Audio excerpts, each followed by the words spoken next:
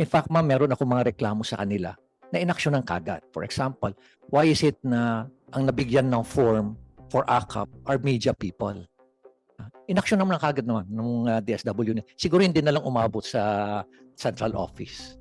Tama nga. Pero sila rin mismo ang nagsasabi sa akin kung ano nangyayari, ma'am, na kuminsan hindi na lang sila umimik, tumatahimik na lang sila dahil baka malasin sila o kaya mapagalitan yung kanilang mga boss, kaya hindi na lang sila umiimik. Kaya corruption ang pinag-uusapan natin na inaakit ang iba sa 7 million na AX or AKAP yata. 7 million ba yun? At MAIP at TUPAD? Totoo yan, ma'am. Ma'am, I came from CIDG. Hindi ba malaki? Ma'am, Hindi ba mas malaki na ngayon? Palibasa election na. ma'am, sa host, pag ikaw mamang nag-host ng sortie, you get 30, 30, 30. That's 30 So million. yung 777, nasa 30, 30, 30 na. No, ma'am. Yung 777, yung mga sumali sa sortie. Pero ma'am, yung 30, 30, 30 is the host nung sortie, nung provincial 30 sortie. million ng AKAP, 30 Yes, ma'am, million 30 ng million. TUPAD, 30 million ng MAIP. Yes, ma'am. Opo. You can, pwede ma'am may choice ka, AKAP or AX. 30, 30, 30.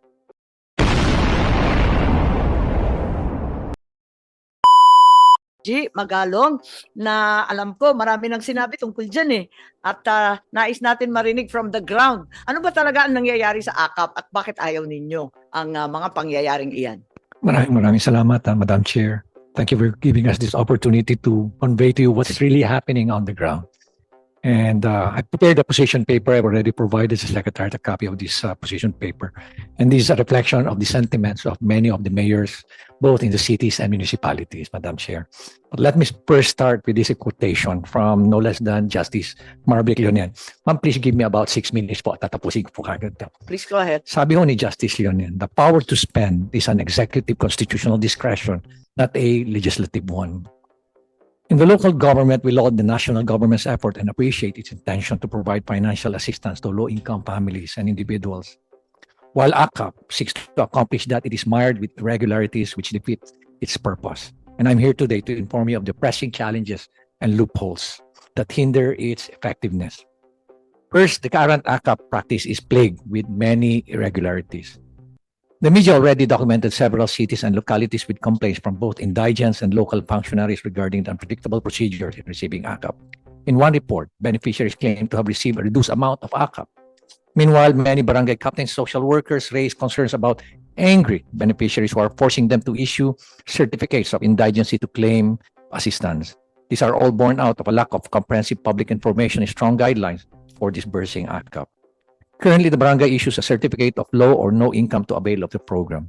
Unfortunately, barangays do not have the tools to measure if the client belongs to low or no income. Barangay officials can certify that individual is a resident of the barangay. Yes. We recommend that the CC Social Welfare prepare and issue the certifications to improve the process. CSWD or the MSWD is better prepared to assess the client's level of well-being. Besides, they are well-trained on the National Household Targeting System or yung tinatawag po nating listahanan. Second is the weak transparency and data sharing mechanism. I urge our lawmakers and national agencies to examine and establish transparent data sharing mechanisms for AKAP. It is highly inequitable and redundant when one beneficiary can receive multiple AKAP assistance because we are blind in data and cannot cross-check in the distribution list. And according to one government official, sabi nila sa akin, it's a violation of the National Data Privacy Act if they're going to share their data with the local government unit.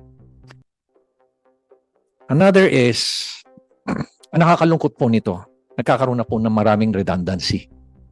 Dahil po wala hong data sharing agreement, ang isang beneficiary pwede hong kumuha po ng TUPAD, can also benefit from another, yung tinatawag nating AX, makakakuha po siya sa AKAP.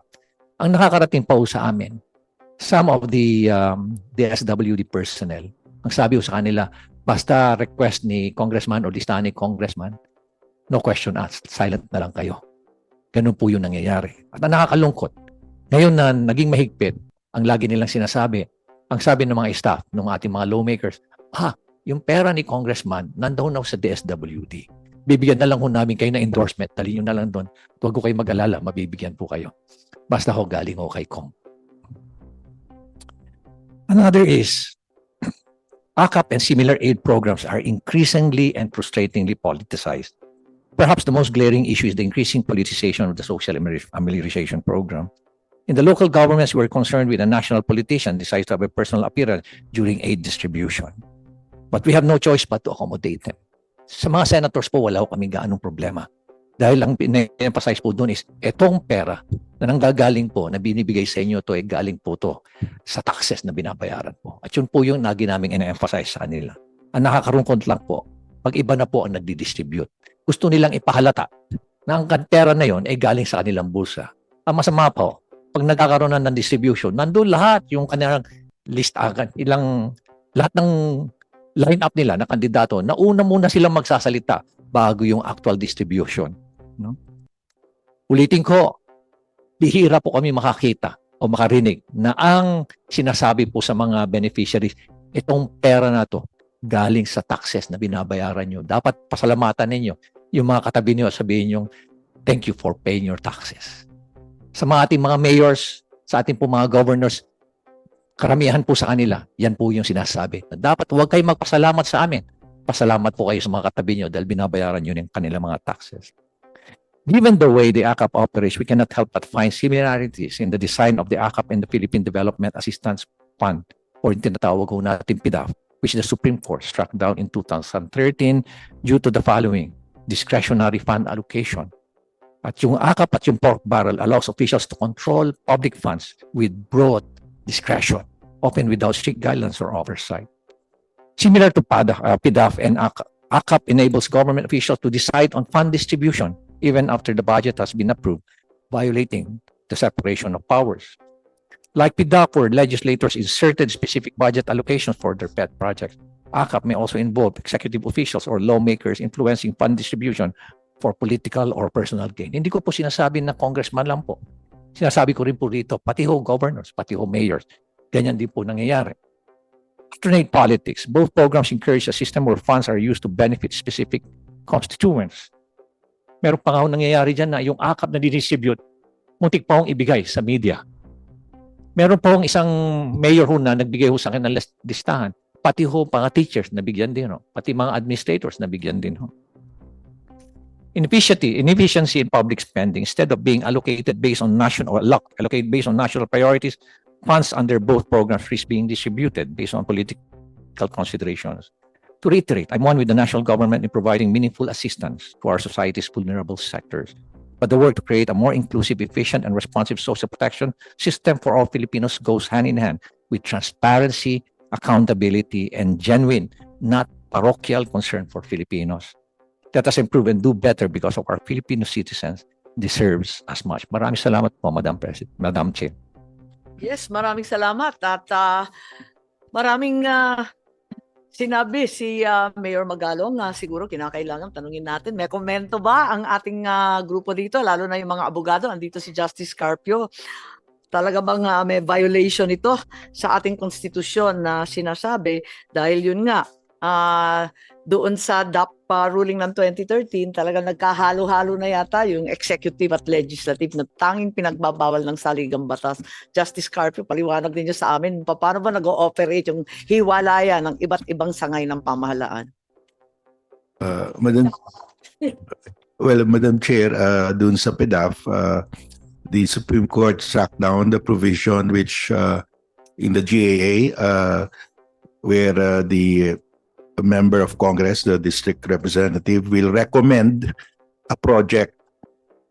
Sabi ng Supreme Court, Congress can only appropriate but cannot even recommend what project because execution of the budget is already with the executive branch. So that's why dito sa ACAP, inaamin nila na they accept, the SWD is admitting that they accept recommendations from members of Congress. Well, I'm willing to concede that anybody can recommend, no? Everybody. But if lumalabas na lahat pala na approve are recommended, the recommendation came from the House, there's something wrong there already. So that's why if we can have published by DSWD the names, the amount, and those who recommended, para it is full transparency, no, so that you will not be blamed also, and you will not be pressured by the members of Congress, because you will say ilalabas namin ito, hindi pwede na kayo lang pagbigyan namin. We have to spread out the beneficiaries, no. Pero Justice, inamin po ni Yusik Sulit, hindi po ba dapat bawal ang mga politiko mag-recommend tulad ng sinabi ni Mayor Benji? Well, Pagkat po, hiwalay nga yung executive Yes, at yeah. legislative. Pwedeng tumanggap ng listahan ng iba't ibang tao, ng iba't ibang departamento, pero palagay ko ang politiko hindi dapat Yeah. nagbibigay ng listahan, di po ba? Kasi ang liwaliwanag ng ating constitution nakalagay yung decision sa PDAF, ang sabi ng Supreme Court, you cannot put it in the law that the congressman will recommend. But as part of the general public, anybody should be able to recommend. That's my position. But they cannot put that there because pag sila ilagay mo dyan, talagang mauubos sa kanila na lang. No. So if anybody can, if an ordinary person can recommend, anybody can recommend. But nagkakaroon ng telltale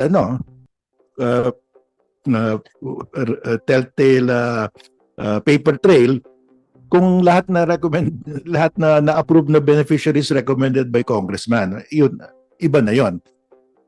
Even if it's not in the law, but in practice, yun ang ginagawa nila. So I think that's a violation also. So that's why I'm recommending, Madam Chair, that i-publish na lang nila yung list of beneficiaries, the amount, and sino yung nag-recommend.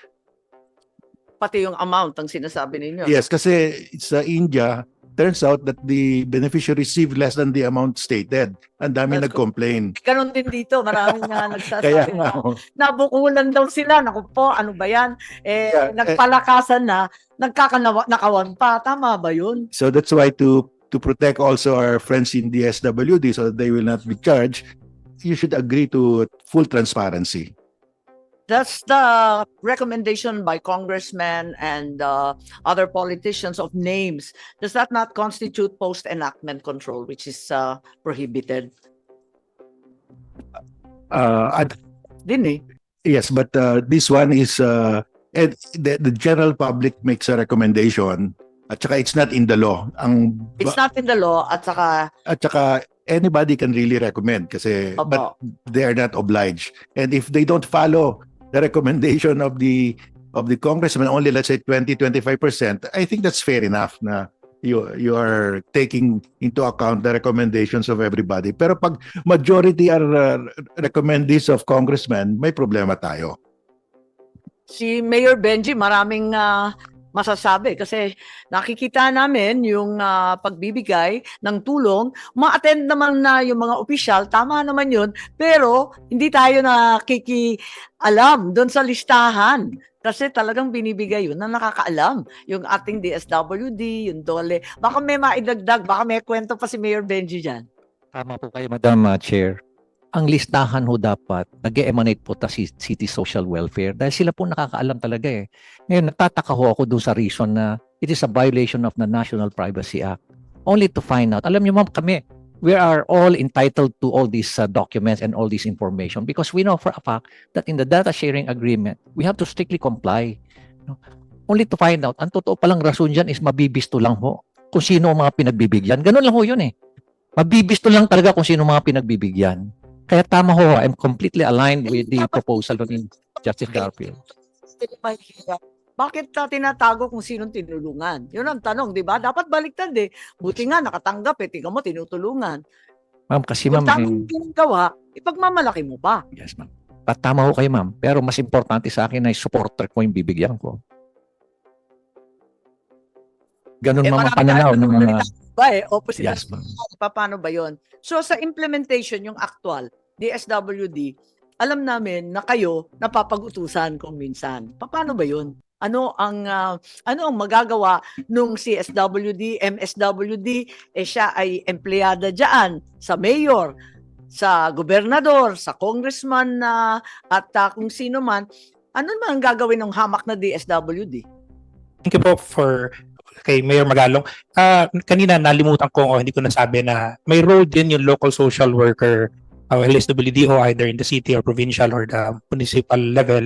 Kasi sila rin yung isa sa mga accepted documentary requirements is the certification from the social worker na qualified ka. So there you can exercise that role.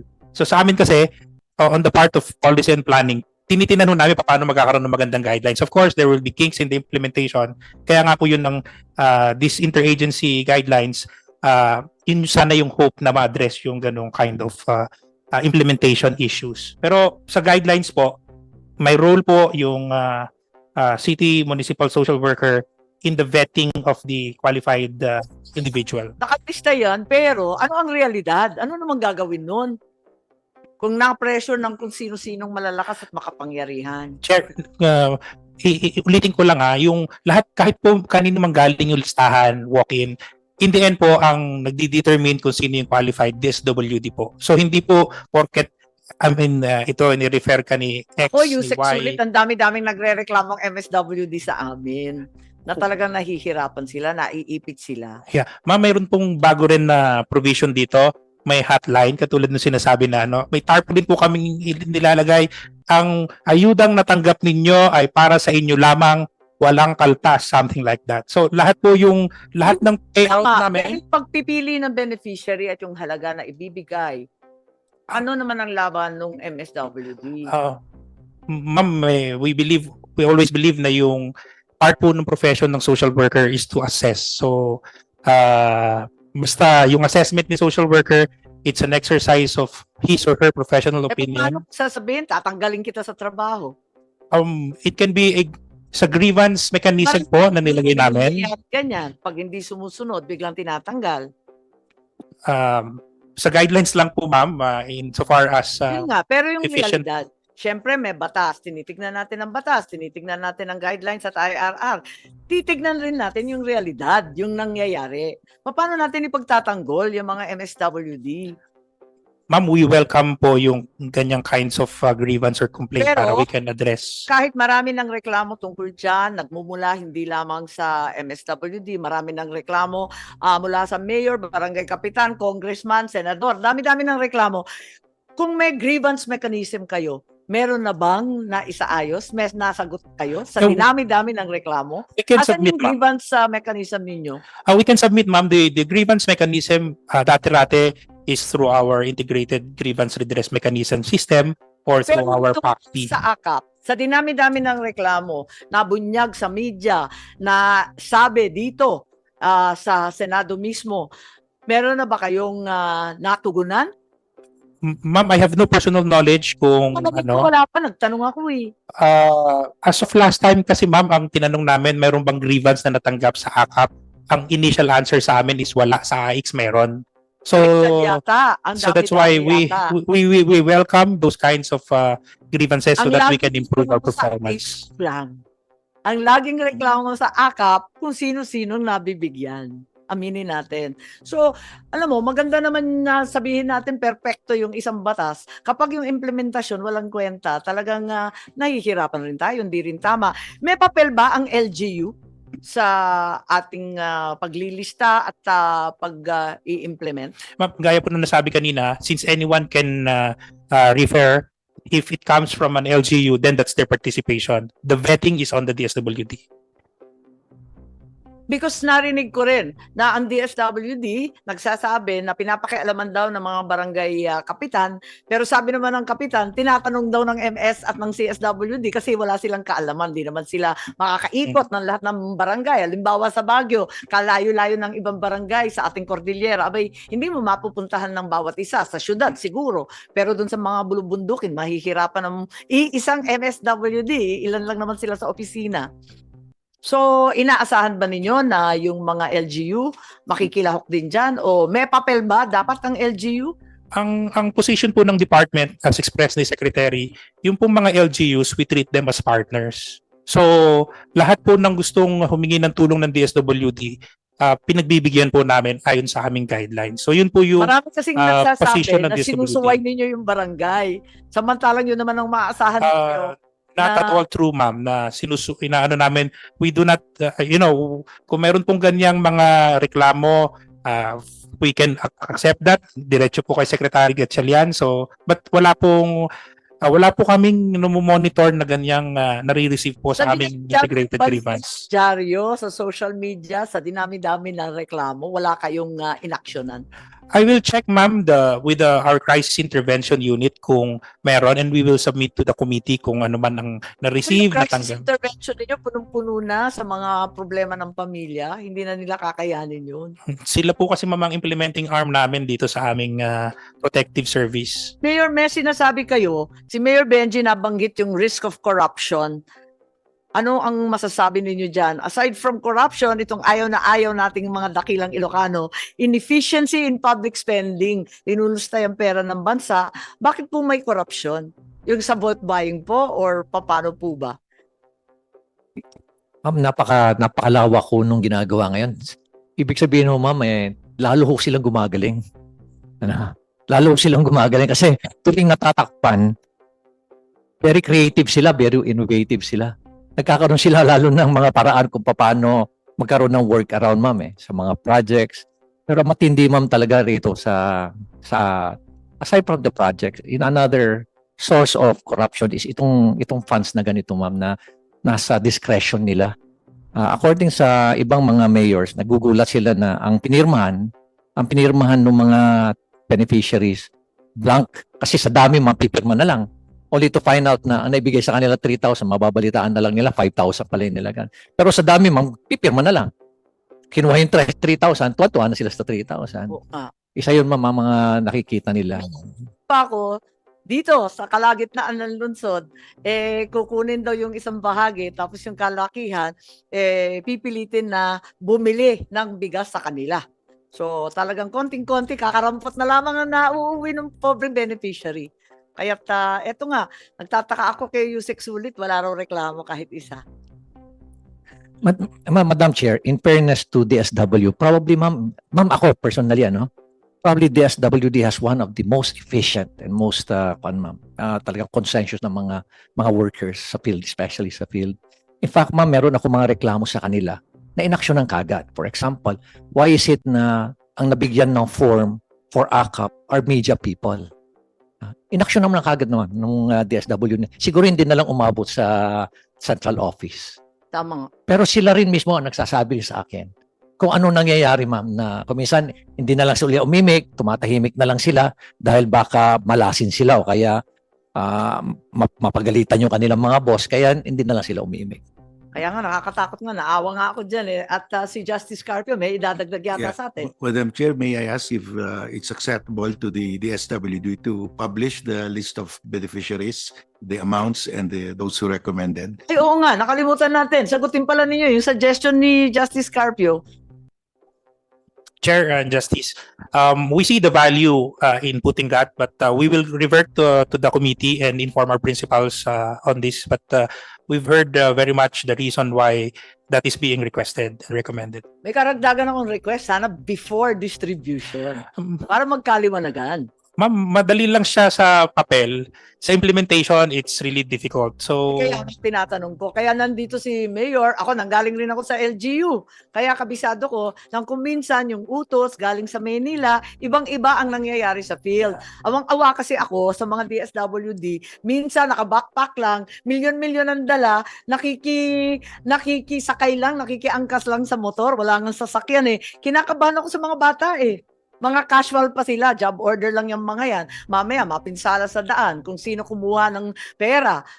Talaga nakakakaba. Alam ko, ino-improve na yung sistema ng DSWD. Ang sinasabi ko lamang, ang layo-layo ng nakasaad sa guidelines na may problema na, pag nakita mo pa yung implementasyon, mas lalong malabo.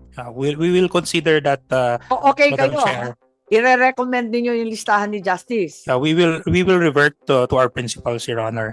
And kanina pa nasabi rin ng COMELEC, we will also issue guidelines for DSWD as regards implementation of financial assistance during the prohibited period of the election. So, maaring hindi po siya nakalagay dito because AKAP is, year-round. It's not only during election period, but definitely we are very responsible in complying with the COMELEC law, rules, and regulations. Thank you, Chair. Thank you, Mayor. May sinasabi kayo dati na 777 dahil corruption ang pinag-uusapan natin na inaakit ang iba sa 7 million na AIX or AKAP. AKAP yata.